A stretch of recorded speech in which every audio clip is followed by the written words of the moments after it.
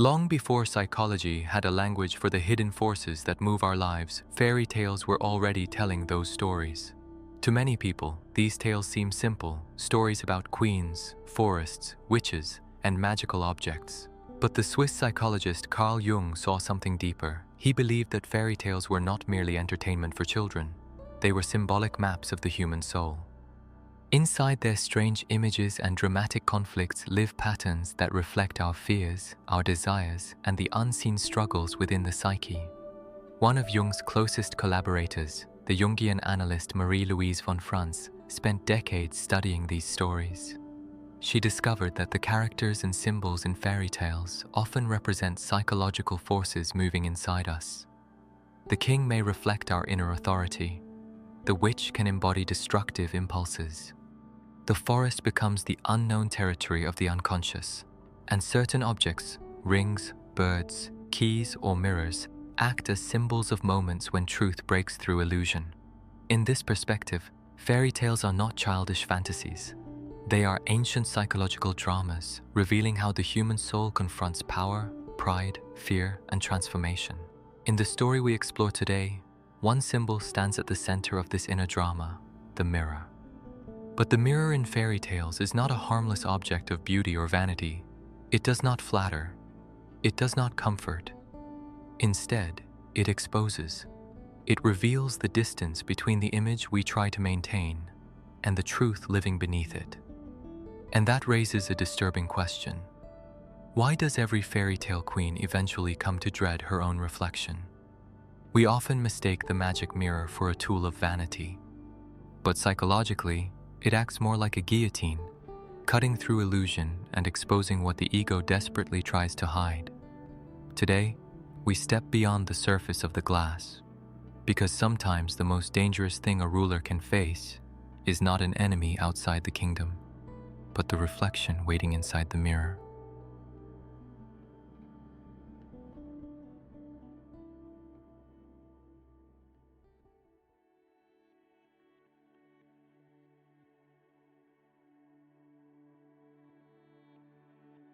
In ordinary life, a mirror is a simple object. It reflects what stands before it: our face, our clothes, the surface of our appearance. We use it quickly, often without thinking, adjusting a detail before stepping into the world. But in fairy tales, the mirror is never so innocent. Again and again, when a mirror appears in these stories, it carries a strange and unsettling power. It does not merely reflect the outer image. It reveals something deeper, something the characters themselves often try to avoid seeing. The fairy tale mirror is not concerned with beauty or ugliness in the everyday sense. Instead, it exposes a psychological truth, and psychological truth is rarely comfortable. The mirror in these stories acts almost like a silent judge. It does not flatter. It does not soften its message. It simply reveals what is. Whether the character standing before it is a king, a queen, or a wandering child makes no difference. The reflection cannot be bribed, persuaded, or manipulated. This is why the mirror becomes so dangerous. Because the ego, the image we build of ourselves, depends on a certain illusion. We all construct stories about who we are, stories about our importance, our goodness, our strength, or our beauty. These stories help us move through life with confidence. They form the invisible crown we wear in our own psychological kingdom. But the mirror in a fairy tale does not recognize that crown. When someone stands before it, the mirror cuts through the carefully constructed image and reveals the truth beneath the surface. Sometimes that truth is painful. Sometimes it exposes envy, insecurity, aging, or the slow decay of power. The reflection becomes a moment of confrontation between who we believe we are and what we have actually become. This is why the mirror in many fairy tales begins as a curiosity but slowly transforms into a threat. At first, the ruler approaches it with confidence. The question is asked almost playfully. The reflection confirms the image the ego wants to hear. Everything seems secure. The throne is stable. The identity is intact. But over time, something changes. The mirror continues to speak the truth, even when the truth begins to turn against the one who asked the question. And that is when fascination turns into fear. Because once a mirror like this exists, it cannot be ignored. It stands silently in the chamber, waiting. And sooner or later, the moment arrives when the reflection reveals something the ruler cannot bear to see. Power always creates an image. The moment someone becomes a king, a queen, a ruler, or even simply the authority within their own life, an invisible transformation begins to take place. The role itself demands certainty. A ruler must appear confident, decisive, almost untouchable. Doubt becomes dangerous. Vulnerability becomes something to hide. And slowly, almost without noticing, the person behind the crown begins to merge with the image the crown requires. In fairy tales, this transformation is often symbolized by the throne. The throne is more than a seat of power. It represents the psychological position from which a person governs their inner world. A healthy king, in symbolic terms, represents inner order, wisdom, and balance. But when that authority becomes fragile or inflated, something else begins to grow beneath the crown: fear. Because power depends on a certain illusion. The ruler must believe that their authority is unquestionable, that their position is secure, that the image they project to the kingdom reflects reality. As long as this belief remains intact, the psychological structure of the kingdom feels stable. But the mirror introduces a dangerous possibility. The mirror does not recognize titles. It does not bow before the throne. It does not acknowledge the rituals that maintain authority. Instead, it reveals the truth that exists beneath the royal image. And for a ruler whose identity has fused with the crown, this revelation can feel like a direct threat to survival. This is why kings and queens in fairy tales often begin to fear the mirror. At first, the mirror seems harmless, almost reassuring. The ruler asks the question they secretly want answered. The mirror confirms their superiority, their beauty, their power. In that moment, the reflection acts like a loyal servant, strengthening the illusion that the ego wishes to maintain. But the mirror is not loyal. It does not belong to the king. It belongs to truth, and truth has no interest in protecting the ego. Over time, the ruler begins to sense that the mirror holds a power greater than the throne itself. The crown can command armies, issue decrees, and punish enemies, but it cannot control the reflection staring back from the silver surface. This creates a silent psychological tension, because deep down, the ruler begins to suspect something unsettling, that the image they have built may not survive the mirror's judgment. In many fairy tales, this is the moment when fear begins to replace curiosity. The ruler continues to ask the question, but the tone has changed. What was once playful becomes desperate. What once confirmed power now threatens to expose weakness. And the deeper psychological truth behind this fear is simple. A king who depends entirely on the crown cannot afford to see the person beneath it. Because if the reflection reveals cracks in the royal image, the entire kingdom of the ego may begin to collapse.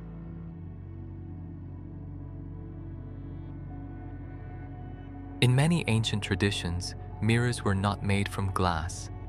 They were made from polished silver. This detail may seem trivial at first, but symbolically it carries a profound meaning. Silver has long been associated with the moon, its pale glow, its reflective light, and its mysterious relationship with the night. Unlike the sun, which illuminates everything directly, the moon reflects light in a softer, indirect way. It reveals shapes without fully exposing them.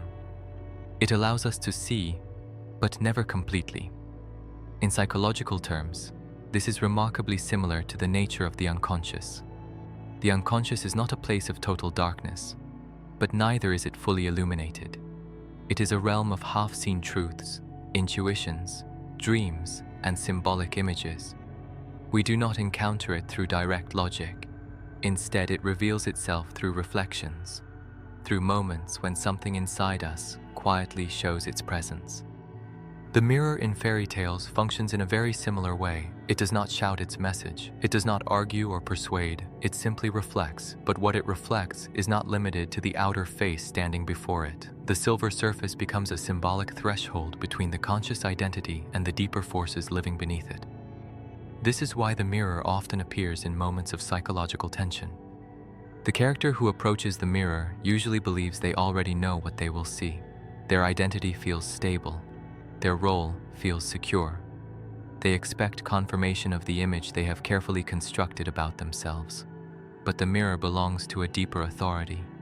It reflects the hidden movements of the psyche, the fears, the envy, the aging, the forgotten wounds, and sometimes even the unrealized potential that the ego has ignored.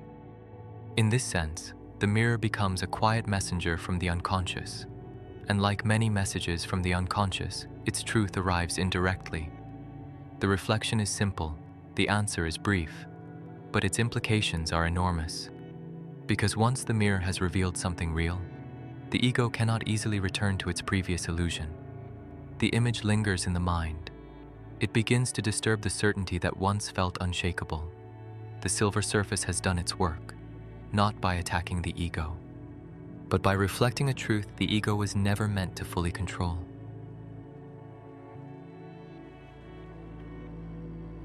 There comes a moment in many fairy tales when the mirror finally delivers the answer the ruler was never prepared to hear. Until that point, the mirror had been a source of reassurance. Each question strengthened the fragile architecture of the ego. The ruler asked not to discover the truth, but to confirm a belief already held inside, that the crown still belonged to them alone. But fairy tales rarely allow illusions to survive forever. Sooner or later, the mirror speaks a different truth. Perhaps someone younger has appeared. Perhaps beauty has faded. Perhaps another figure has emerged whose presence carries a deeper authenticity. Whatever the reason, the mirror's answer suddenly breaks the silent agreement between the ego and its reflection. And in that moment, something inside the ruler collapses. The psychological shock is not simply about losing beauty, power, or superiority. The deeper crisis lies elsewhere. The ruler has built their identity upon the belief that the crown and the self are the same thing. Their sense of worth, authority, and identity has fused with the role they occupy. So when the mirror withdraws its affirmation, it does more than deliver bad news. It shatters the illusion that the throne guarantees the truth of the self. In many fairy tales, this moment is followed by rage, jealousy, or violence. The queen may turn against the innocent rival. The ruler may attempt to destroy the one who threatens their image. The kingdom itself may descend into paranoia and cruelty. At first glance, this reaction seems exaggerated, but psychologically, it reflects a very real human response. When a person's identity is built entirely around an image, beauty, authority, youth, success, any threat to that image can feel like a threat to existence itself. The ego does not experience the loss as a simple disappointment. It experiences it as annihilation. And so the ruler fights back. They attempt to silence the mirror. They attempt to destroy the reflection. They attempt to eliminate the rival who embodies the truth the mirror has revealed. But the tragedy of these stories is that none of these actions restore the illusion. Once the mirror has spoken, the truth cannot be undone. The reflection has already entered the psyche. And the crown, once believed to be eternal, now sits on a head that suddenly knows something terrifying. The throne was never the source of the ruler's true power. It was only the mask.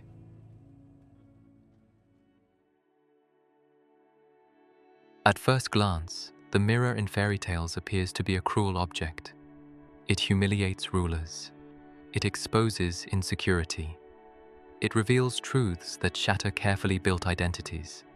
For characters who depend on illusion, the mirror becomes an unbearable enemy. But from a deeper psychological perspective, the mirror is not an instrument of destruction. It is an instrument of awakening. The problem is not the mirror itself.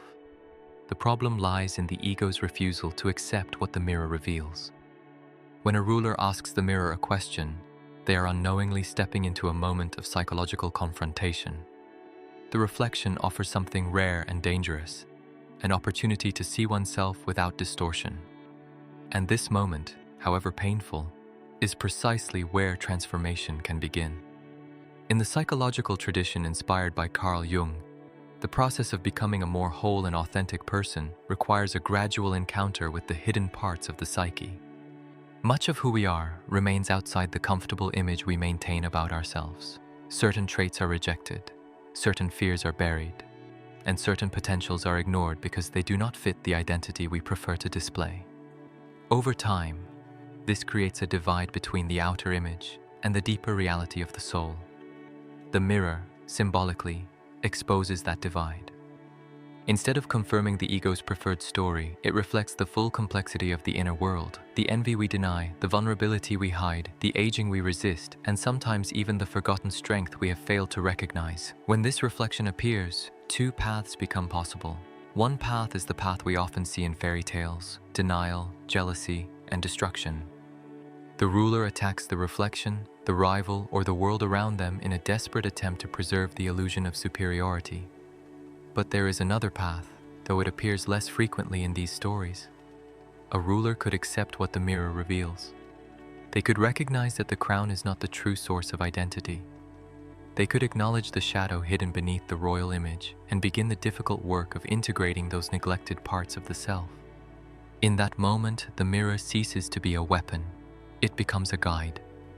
Because the reflection does not only expose weakness, it also points toward a deeper form of authority, one that does not depend on illusion, comparison, or domination. And when someone dares to face the mirror without turning away, the reflection begins to change. Not because the mirror has softened its truth, but because the person standing before it has begun to transform.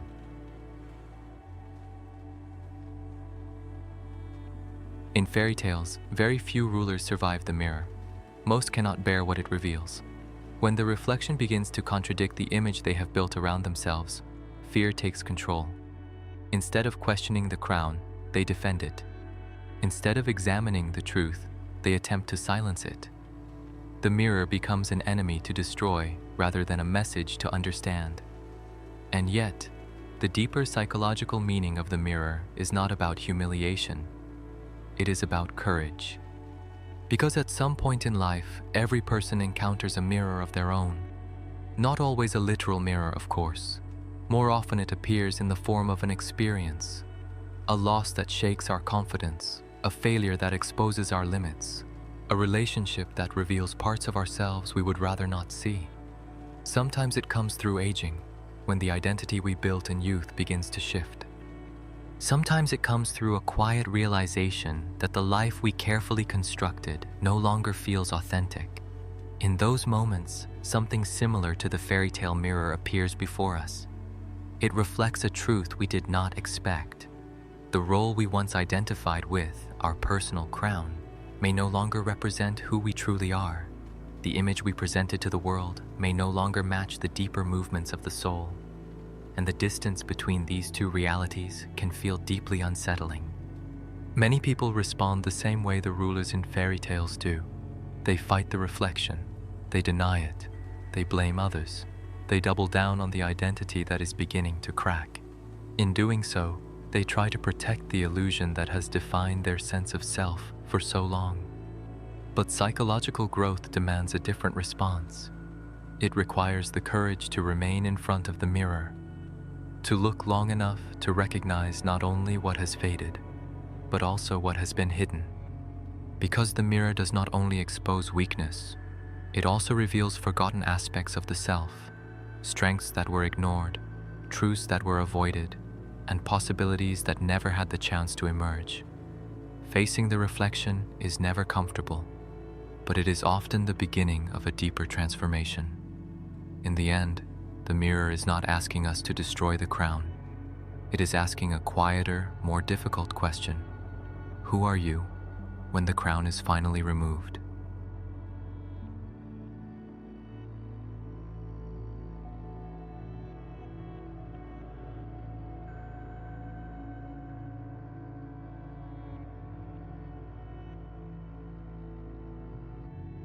If a mirror like the one from these fairy tales stood before you, one that could not flatter, one that could not lie, what would it reveal about the crown you wear in your own life?